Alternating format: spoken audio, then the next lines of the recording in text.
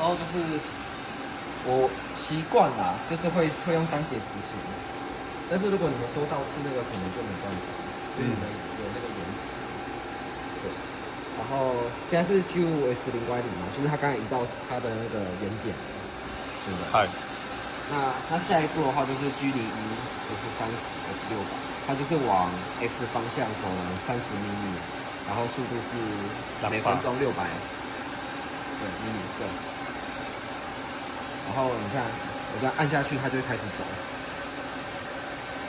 对，然后我再一次，对，那如果你准备好的时候，你可能你的材料就是放在这边嘛，对不对？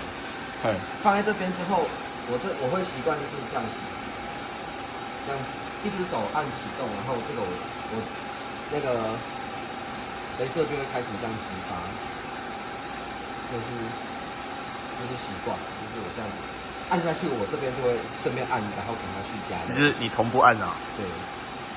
然后到它跑完之后，你就赶快把它关掉。对。哦。就是这么手动体套啊。了解。所以，我个人习惯了会在前面大概预留一段距离，给它雷射能量完全激发，然后也可以给自己手一点缓冲的时间，就是可能会把那个距离拉得比较长。然后就这样子给它走过，然后对中心的话，记得要对那个正中心，对，就大概抓了，因为它光斑有10米米。这公班10米米。对，它是中心能量最高嘛。对。高失分布。对，所以就最好是对在中心，然后这样子走。好 ，OK。好，这个就是写程式的部分。程式，然后会改到的可能就 offset 啦，但是我其实平常也不怎么动它。然后程式编辑。就是你选程式编辑，然后选 program 这边，你就可以去选。像这几个都是我写的，对吧？它这个就是我之前做那个厂商的，然后是走2道。这是走同一道吗？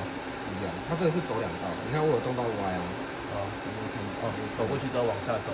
对啊。对。我现在在 S0Y0，然后我开始走一个斜线，然后走 S160，然